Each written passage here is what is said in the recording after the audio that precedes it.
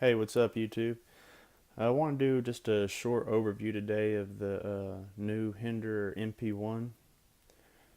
Um, MP-1 stands for Modular Platform 1. I'll come back to that in a second.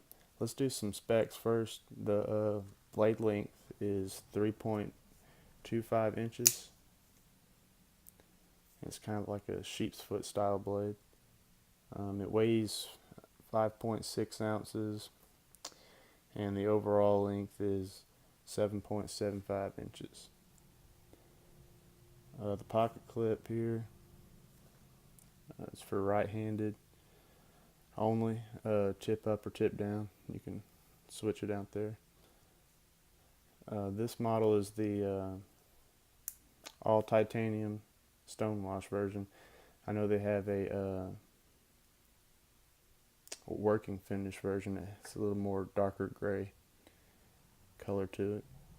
Um, so the MP-1 is one of the newer knives that Rick came out with this year, and he has this other thing he came out with. It's called the HMBS, the Hinderer modular backspacer system, and this is the first knife to have that system built in. I think that's why it's called the modular platform 1.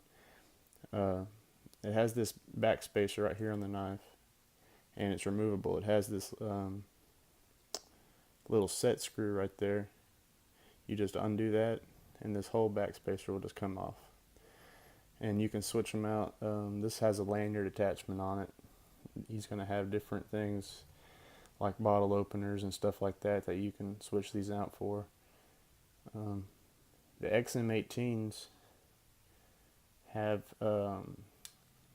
they sell a kit for XM18s that switches out the standoffs, so you can convert it and be able to use these backspacers.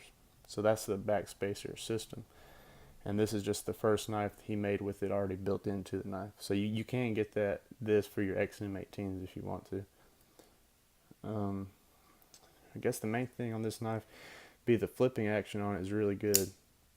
It has a really good detent, I think.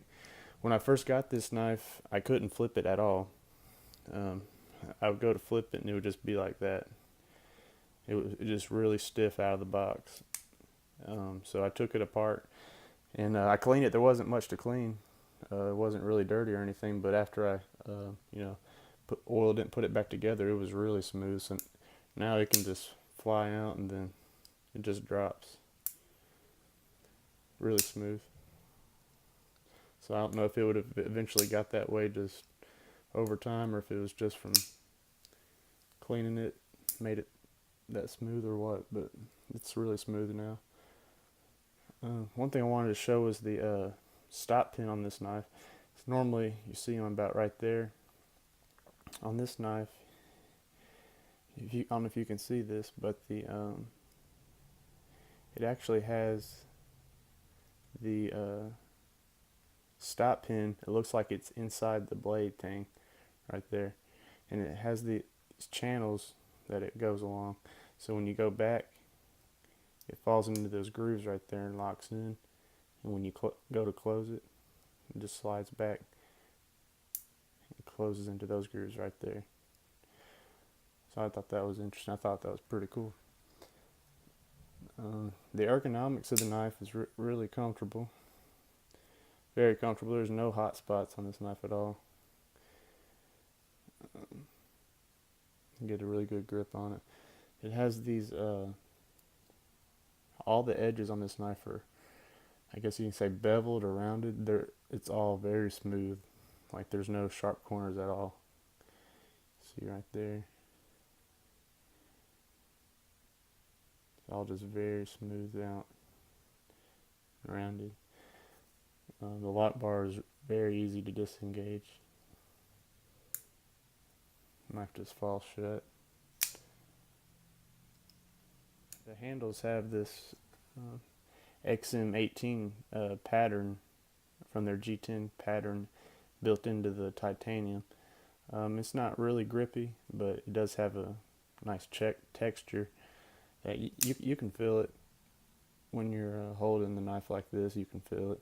It's not overly, you know, really grippy, and you can't really feel the backside as much with the pocket clip there, but it does offer a little bit of extra grip, and it does have the finger choil right here, so you can choke up a little bit if you want to, like that. So I guess my overall impressions of it is it's a bit heavy and chunky, but at the same time it's very smooth. The blade's very smooth, the action on it, and I think you can deploy it, the blade with the thumb stud, if you can get it just right, like that. You can kind of flick it open. I can't really do it just slow though. Can't really get it. If you want, you could pinch the side right there and just lift up and then open it if you need to. If you want to open it slower, just that's what I end up doing most of the time. Just going like that.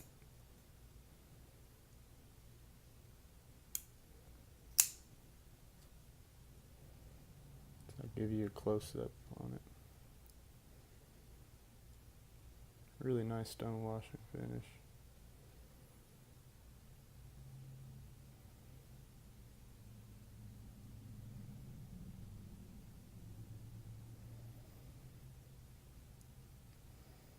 Really like that style blade.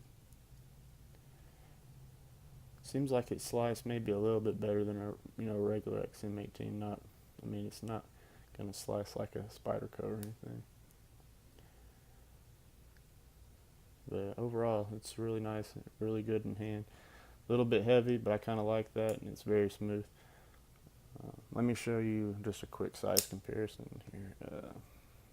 Speaking of Spyderco, here's the Manix 2 right there. I wish I had my 3.5 inch XM with me. I'd show you a comparison to that. This is just a little bit shorter than the XM18 3.5 inch. And there's my small Sabenza.